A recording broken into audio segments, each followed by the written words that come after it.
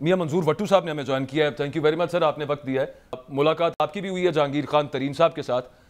क्या मामला है सर आगे? नई पार्टी लॉन्च कब हो जाएगी, कब नाम डिसाइड हो जाएगा, आगे क्या कुछ शेयर करें हमारे साथ।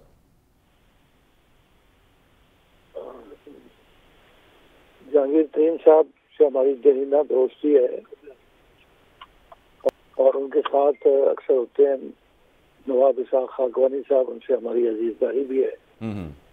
तो हम मिलते रहते हैं। ये पहली दफा नहीं है, इससे पहले भी मिले हैं, उससे पहले भी मिले हैं। तो ये सियासी लोग हैं, हमारी मुलाकातें सियासी लोगों से होती रहती है। ये कोई खास स्पेशल बात नहीं है। अच्छा। ना कोई पार्टी ज्वाइन करने वाली बात है, ना कोई दूसरी बात है। मुलाकात है और सियासी मामला को डिस्कस करते हैं। और सियासी मामला डिस्कस किए हैं, मुल्क के मौजूदा हालात जो है वो डिस्कस किए हैं। ठीक है। और इस पे अफसोस का इजहार किया और इसकी इस्लाह के लिए आपस में बातचीत की है। बिल्कुल ठीक। अच्छा, ये फरमाइएगा भट्टू साहब के जहांगीर खान तरीन साहब की जो ताहयात नाअहली है वो खत्म हो जाएगी आपके ख्याल में? आप उनको भी उम्मीद है, इस बारे में भी कोई बात हुई कि आगे एक्टिव पॉलिटिकल रोल उनका हो नाअहली खत्म होने के बाद? किसका? जहांगीर तरीन साहब का। और जहांगीर तरीन साहब के बारे में यही है कि वो पार्टी अनाउंस करने लगे हैं। नहीं, वो तो है। मैं पूछ रहा हूं उनकी जो ताहयात नाअहली है सुप्रीम कोर्ट से जो हुई थी वो खत्म हो जाएगी, उनको उम्मीद है? ये तो अब उनको पता है या उनको इन्होंने जिसमें वो जाएंगे कि उनकी डिस्क्वालिफिकेशन खत्म होती है या नहीं होती, ये तो अल्लाह को पता है। मैं तो कोई बात कर नहीं सकता इस बारे में। अच्छा भट्टू साहब, आपने फरमाया कि पाकिस्तान की जो मौजूदा सियासी अफसोसनाक सूरत हाल पर डिस्कशन की है और इस्लाह की बात की है, तो आप हमसे शेयर करेंगे आपकी नज़र में क्या इस वक्त सबसे बड़ा पाकिस्तान का सियासी मसला है और उसका हल क्या है? इस्लाह कैसे हो सकती है? इसका यही है कि ये सियासी लोग जो है ये सब लोग होश के नाखुन दें। अच्छा। और मुल्क की क्रिटिकल सिचुएशन जो है, माशी सूरत हाल है, सियासी सूरत हाल है और मुल्क के जो हालात हैं उसको सामने रखते हुए अपनी अना को छोड़ें, अपनी जिद को छोड़ें, अपने तकब्बर और गरूर को छोड़ें और आपस में मिल बैठने की बात करें और मिल बैठे और मिल बैठ के इसका हल निकालें। तो जहांगीर तरीन साहब इस चीज के हक में है कि आपके साथ सबको बैठना चाहिए?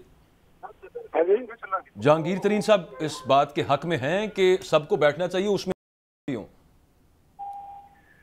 जहांगीर तरीन साहब से इस बारे में मेरी बात नहीं हुई। अच्छा, ठीक है।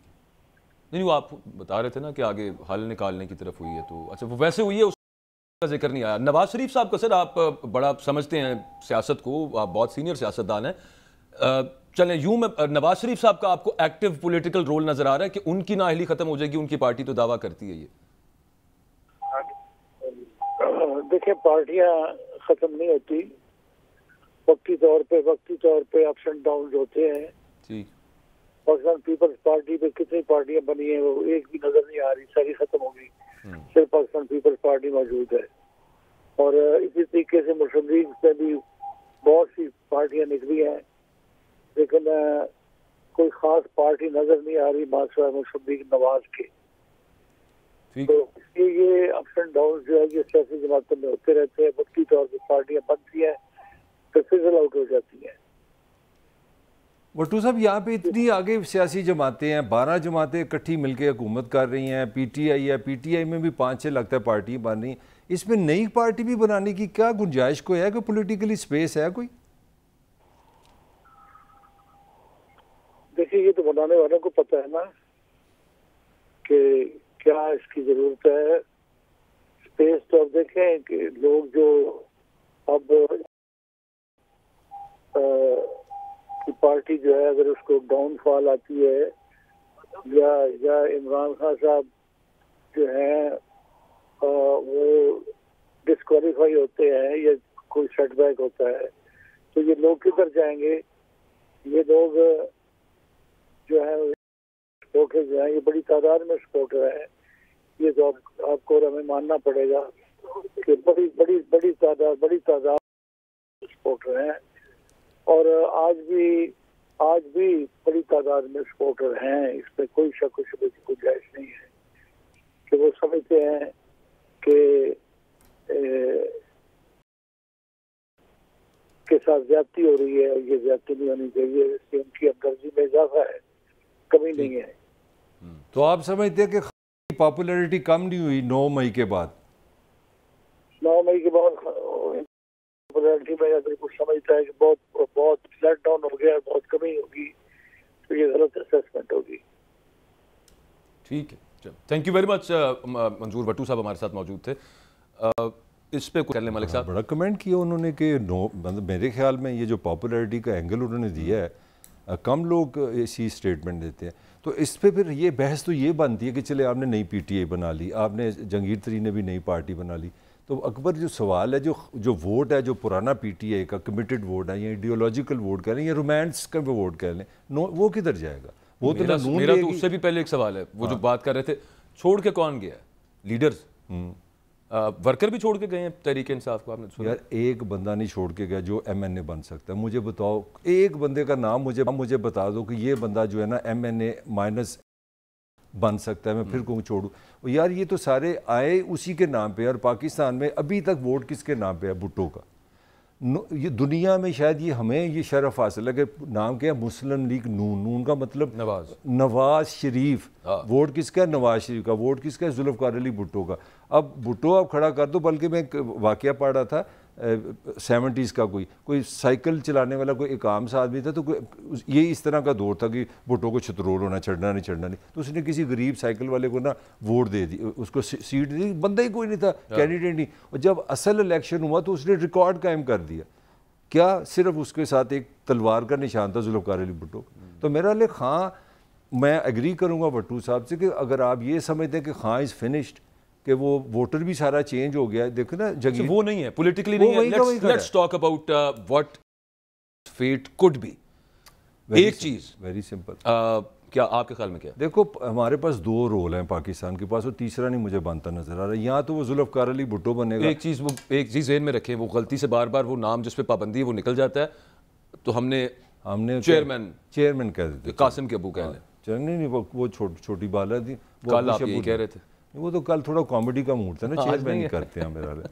तो चेयरमैन का जो जहाँ पे देखो एक पॉइंट बिल्कुल वाज़ेह है कि 2 उसके पास ऑप्शन है, जो मैं बार बार कह रहा हूँ। पाकिस्तान की तारीख सियासी बताती है कि अगर आप असूल परस्त है, अगर आप आकड़ में हैं, अगर आप सुल्तान रही हैं, अगर आप कहते हैं कि मैं फर्म हूँ, जिस तरह जुल्फ़िकार अली भुट्टो खड़ा हो गया, तो फिर फेट है 2.5 साल आप रहेंगे काल कोठरी में, फिर आप अल्लाह मियां के पास चले जाएंगे। दूसरी फेट है आपके पास नवाज शरीफ मॉडल पे। थोड़ा सा मैं नवाज शरीफ मॉडल है कि आप पूरा अग्रेशन निकालें, अगले की तरफ से ज़रा डंडा नजर है, नाली पायन कह के दाएं बाजू थले लगना, बुजदिली कह लें, हालात को बाम लेना। तो जिसने इस तो डायरेक्ट मुल्क से निकल जाना ना। नहीं यार देखो ना, 3 दफ़ा वज़ीर आज़म, चौथी दफ़ा उसका भाई वज़ीर आज़म, 5 वज़ीर पाकिस्तान के सबसे पावरफुल दुनिया मानती है कि ये होता है, वो अपॉइंट कर रहा है 3 महीने पहले नाहल होके। तो सवाल ये हो गया कि क्या ये समाज जो है ये बुज़दिल लोगों के लिए है, ये उन लोगों के लिए जो कंप्रोमाइज्ड हैं, उन लोगों के लिए जो मफरूर होते हैं, ये उनके लिए नहीं समाज बना जो जुल्फ़िकार अली भुट्टो की तरह पोजीशन ले कि यार मैं डेमोक्रेट हूँ, मुझे लोगों ने लेके आए, मुझे लोग निकालेंगे, मुझे ज़ियाउल हक नहीं निकाल सकता। तो अब मैं इसको कंक्लूड कर दूँ ना, इसको कंक्लूड कर दूँ, सवाल तुम्हारा बड़ा इंटरेस्टिंग है। मेरी राय में पाकिस्तान की तारीख में अब फैसला करना है कि हम दूसरा जुल्फ़िकार अली भुट्टो दे के जाएगा कि वो नवाज शरीफ बनता है, ये वक्त बताएगा। तुम बताओ तुम्हारा क्या बताएगा? वो तो स्ट्रैटेजी नजर आ रही है, जो इस वक्त मामला चल रहे हैं। नवाज शरीफ साहब की आपने बात की, उनको भी, उनसे भी एक आगे चले जाएं, उनसे भी ज्यादा, बल्कि नवाज शरीफ साहब तो इतने ज्यादा एग्रेसिव है ही नहीं जितनी उनकी साहबजादी, यही तो काम, जितनी उनकी साहबजादी हैं। डियर में वो आपने देखा है, वो 6 महीने चुप हो जाती थी बीच में, बिल्कुल सुम्मम बुकमन, एक लफ्ज उनके ट्विटर पे नहीं था, कम से कम 4 महीने के लिए, तो 2-3 दफा भाई साबित यही होना कि इस समाज में अगर आप कंसिस्टेंट हैं, अपने एक पोजीशन लेते हैं, एक्सप्रेसिव हैं, ऑनेस्ट हैं अपने आप से, तो फिर आपके पास जूते हैं। अगर आप दाएं बाएं वाले लोग हैं, हालात बदलने आप भी बदल जाएं, आप गिरगिट की तरह शक्लें बदलते रहें, तो आप जर्नलिज्म में भी तरक्की करेंगे, सियासत में भी तरक्की करेंगे, डॉक्टरी में भी तरक्की करेंगे। पाकिस्तान में हर बंदा पनिश हुआ है जो एक फिर ये देखिए ना, खड़ा हो गया। ये देखिए ना कि जो स्ट्रेटजी वहां पे हमें नजर आती है शरीफ फैमिली की, उसके करीब की भी कोई स्ट्रेटजी कह रहे हो यार, चुप ही नहीं चेयरमैन कर बोलो, रहे। चेयरमैन अभी बोलो। तक उनका स्टैंड प्रोग्राम बंद कराना है भाजी। मेरा सवाल चेयरमैन यार, वो एक आदत के पड़ी वोट है। जाएंगे किधर? मेरा जनाब से सवाल ये है, आप तुम ज़्यादा एक यूथ को समझते हो। चलो जी, फवाद चौधरी साहब भी बड़े समझदार हैं, कुरैशी साहब भी बड़े समझदार हैं, जंगीर तरीन भी बड़े समझदार हैं, परवेज़ लाई साहब भी किसी से कम नहीं। ये सारे आ जाए, मैं तुम्हें चैलेंज करता हूँ, ये एक MNA नहीं बना सकते in front of him, chairman के आगे। तो वो वोटर किधर जाएगा अगर ये नहली होती है? अगर अपना चेयरमैन सीन से आउट होता है तो वो एनर्जी किधर जाएगी? तुम्हारा क्या ख्याल है? ये तो पॉलिटिकल है। मैं इससे भी आगे, एक जाती फेट क्या है, आर्टिकल 6 लग सकता है?